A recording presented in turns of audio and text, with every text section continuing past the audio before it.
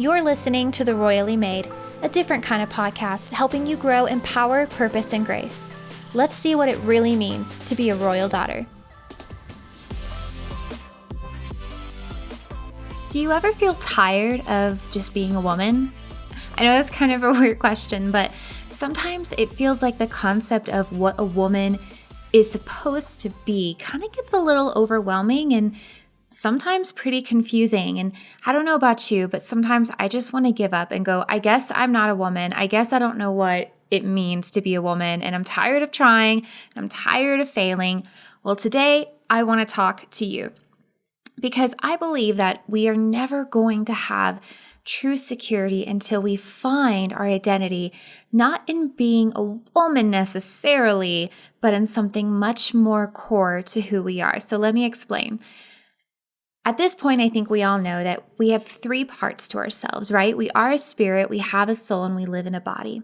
And the problem is too often, as women and just as human beings in general, we get this idea that if we change our soul, if we change our emotions, if we change the way we think, if we change the things that we do, then we're finally going to be confident in who we are. If I can just be a better cook, if I could just be a better mom, if I can be a better wife, if I can be a better career woman, if I could just be more assertive, if I could be more serving and submissive or whatever it is that you feel like you're supposed to be more like, then we would have true confidence as a woman. And that's just not going to ever cut it because we're never going to be perfect. We always make mistakes. I don't know about you, but I always fail in some area of what the perfect woman is supposed to be. And we were never called to be perfect women, right? So how do we find this true confidence? How do we become confident women if we're not supposed to find our identity in just being a woman? Well, first of all, I want to explain that there's a difference between our vertical relationship with God and our more horizontal relationships with other people. I would say most of our problems that we deal with on an everyday basis have to do with these horizontal relationships with other people, right? Your husband, your sisters, your girlfriend, your coworkers, the people you don't like, right? That's all like this horizontal relationship we have with people. But a lot of times we try and fix those things without looking at our vertical relationship with God, the way that God sees us. And the way that God sees you isn't as just a woman, right? Even though he did make you a woman, but he sees you as his royal daughter. And when you can find your identity as I am the daughter of the Most High God, when you get that vertical relationship sealed in your heart, then that will give you the confidence and the abilities to deal with all of the other horizontal relationships that you have in your everyday life, right? So I think one reason why it's hard to find our identity as a woman right now is because the world has so many definitions of what a woman is, right?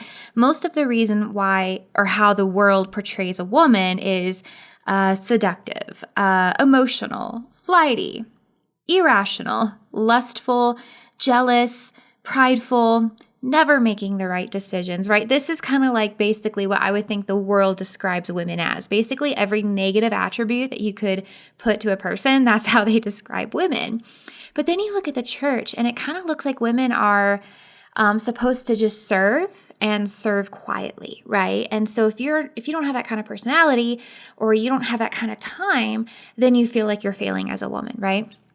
But then, you look at the feminists and, you're supposed to be controlling and taking charge of your life and climbing the corporate ladder. And, maybe you're a stay-at-home mom. So does that mean that you're failing as a woman? It becomes very confusing when we not only find our identity in being a woman, but in looking to other people and looking to the world to find out what that means. There's a famous story in The Lord of the Rings that I know everyone attributes to womanhood and Christianity, so bear with me. But it's the scene when Éowyn, who is the niece, I believe, of the king at the time in the last Lord of the Rings movie, The Return of the King, and she disguises herself as a man so she can go out on the battlefield and fight with the men. Right? She's very much like, I want to help protect my people. Very very spirited woman. And she goes out and she sees her king, who's her uncle, in trouble, right? She sees him in trouble. He's about to die. The enemy guy is about to completely kill him. And she steps in the middle of them and protects him and just shouts, no, like, you can't have him. You'll have to go through me. And then I almost want to say Dementor. That's not right.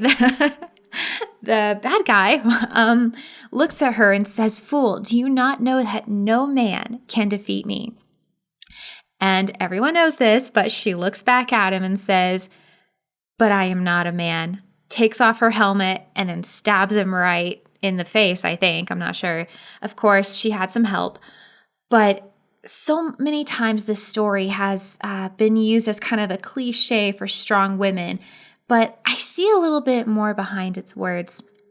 Sure, I believe that women are strong and in some ways can be stronger than others, but I don't really believe that Eowyn's strength on the battlefield that day came from her womanhood, but from something much more core to who she was, and that is a royal daughter. You see, fear has a way of facing off with all of us. It stares us down and declares over us, fool, don't you know that no one can overcome me? And saying that you're a man or a woman isn't going to make much of a difference. Even saying, but I'm a Christian, sir, that's not going to mean much if you truly don't know what that means. You see, knowing who you are is more important than you realize, because it's in who you are that all of your authority over fear has its roots.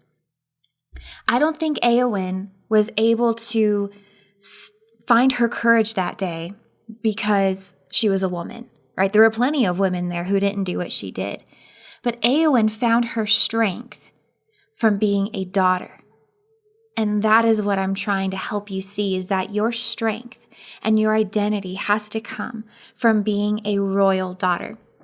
Now, there's some other women, real women who really existed in the Bible that I think also point to this same truth here. So first I'm going to share with you, of course, Queen Esther. Esther, of course, had to go before the king unannounced to save her people because God was asking her to. This was the purpose that she had come to the palace for. God was asking her to trust him in this moment, and she didn't have to, right? She didn't have to do what God said. She'd probably still be in the palace and actually, who knows what would have happened, but she decided to align herself with what God was telling her to do, even if it meant that she would lose her own life. And in that moment, her courage to do that, which we all admire, we all want to be like Queen Esther, we all want to have her courage, but her courage didn't come from, I am a woman, hear me roar, right? It didn't even come from the fact that she was a queen in Persia, because she could still die. Just because she was the queen of Persia didn't mean that she was omitted from that law. But her courage came from the fact that she was a daughter of the Most High God, who would protect her and who would defend her and who would be with her every step of the way. True courage will come from knowing who you are as a daughter of God. Another woman that found her identity in him is Ruth. And she wasn't even in the children of God, right? She was actually outside of the people of God and married into it, and then her husband passed away. So now she decides to stick with Naomi, her mother-in-law, to stick with the people of God, and she chooses God. She chooses to be a part of his family. She chooses to trust in him, to be faithful to her, even though she didn't originally have a covenant with him. And because she trusted in God, there were plenty of women in that field, okay? There were plenty of women in that field who were taking crops and gleaning after the guys and, providing for their families that way. But only one caught the eye of Boaz, and that was Ruth. And Ruth found her provision from God, from being a daughter of God, not in being a woman. Because again, there were plenty of women out there in that field, but only one caught the eye of Boaz, and that was because her identity wasn't being a daughter of God. She obeyed God. She did what God led her to do, and in her obedience came that provision. Another woman who demonstrates this is Rahab, right? Kind of the scarlet letter of the Bible, right? Rahab, the prostitute from, I believe it's Jericho. But again, another kingdom. She wasn't part of the people of God, and she was a prostitute. That's how she made her money and worked for a living, provided for her family.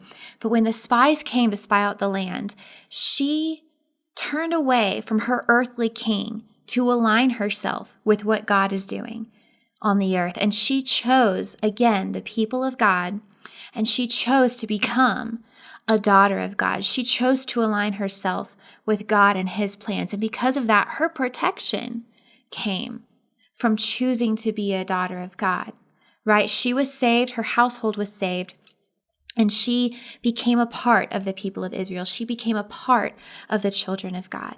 And all three of these women in the Bible, Esther, Ruth, and Rahab, they all became women in the lineage of Jesus. Isn't that amazing? There aren't many women mentioned in the lineage of Jesus, but these three women are specifically mentioned. And not only that, but two of them didn't even start out as a Jew, as a part of the children of God. And so it's just absolutely amazing. But all of these women found their strength, their courage, their provision, and their protection, not from just the fact that they were women. Were they women? Yes. But they weren't just women. They weren't limited to just being a woman on the earth, but they were daughters of the Most High God who made the heavens and the earth. And because they tapped into that revelation, they were able to live their lives on another level while everyone else is living at an earthly level. And that's what we need to do as women of God. If you're needing strength, if you're needing courage or provision or protection or confidence, or you know that there's just something more for you in this life, you need to tap into not just who you are as a woman, but who you are as a royal daughter of God, because that is where your strength, your courage, your provision, your protection, your confidence truly comes from. And when you tap into that, you will begin to see extraordinary things happen in your life. One more woman I want to talk about because it's just so amazing is Corrie ten Boom, who I know some of you may know was a Dutch woman who hid Jews in her home during World War II. Kind of like she's known kind of along the Anne Frank time period. And she wrote a book called The Hiding Place about her stories during the war.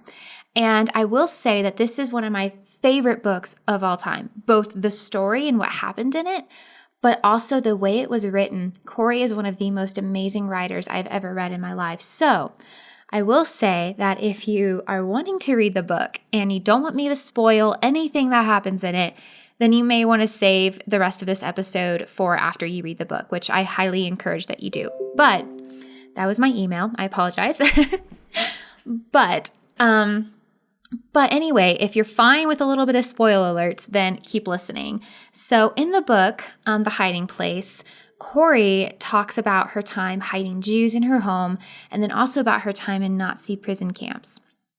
And one part really stuck out to me. When I read this part, I had to put the book down, and I think I just started crying because it just kind of hit me so hard. But she obviously got out because she wrote several books about her experiences and spent time traveling the world speaking about her time. So she obviously survives. But here's how she survives.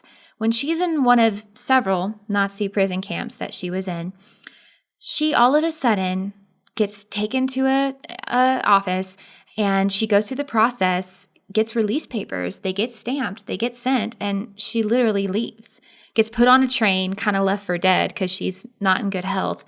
Finally makes it back to Holland, which is still occupied by Germany, and has to have a secret transport set up to get her home. But anyway, she ends up leaving, and she was really confused. Like, why did I leave? Like, there's thousands of girls in her barracks, over 1,000, and she just got chosen to leave. Like, it didn't make any sense to her, but she just kind of went with it, right? Well, then later, she finds out that the way she got out and the way she got those release papers and got released from the Nazi prison camp was because of a clerical error.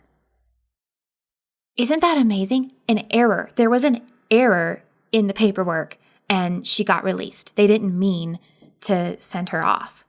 And I believe it was about 2 weeks after she was released, her entire barracks, the place she was staying at, all of those women were taken out and led into the gas chambers, and all of them died. And that was supposed to be her. And yet she got released 2 weeks before because of a clerical error. When I read that, it just overwhelmed me, because here is Corey, who loves God, isn't sure what's going to happen to her, but is just trusting in him. And here is God who saves her from this terrible situation. And there was nothing she could have done to make that happen. Corey had stayed close to God. She had led a lot of women to the Lord. She was staying in tune with her relationship with God, but it's not like she spoke and the gates opened and she was able to leave. It was literally the goodness of God that he got her out of there just in time. And we're living in a time right now where a lot of people are scared. There's a lot of fear. There's a lot of anxiety. There's a lot of things that are happening in our world and in our country that are not necessarily within our own control. I can't control what my government does. I can't control, a lot of things that are going on right now. And that can cause a lot of fear in a lot of people's hearts. But I want to encourage you right now that you are not just a woman on this earth that has to deal with everything that's coming her way. But just like Corey, and just like Rahab, and just like Ruth, and just like Esther, and just like Aowen, you are a royal daughter. And you are a royal daughter of God. And you need to press in to what that really means. Keep listening to this podcast and find out what that really means. That needs to be your focus, because like we said at the beginning of this episode, when you get a revelation and your heart truly begins to understand what it means to be a royal daughter of God, that is going to begin to influence your soul, your mind, your emotions, your thoughts, and then that is going to begin to influence your body and the rest of your life and the way your life looks and the way your life goes. And I promise you that it is going to make a significant impact in your life. You are a royal daughter of the Most High God, a joint heir with Christ, and an ambassador over this earth. Fear will point to your physical self, your emotions, your thoughts, your mood swings, trying to intimidate you. But we have to point back with our spirit, which is incorruptible, indestructible, and it's not subject to anything in this world. Fears will always come trying to intimidate you to look on what's temporary, but there is truly nothing to fear when you keep your gaze fixed on the eternal. We may be in this world, but we are not of this world. So no matter what you're facing in this season, take your stand in faith, placing your trust and your hope in whose you are. Not just a person, not just a woman, but a daughter with a sword.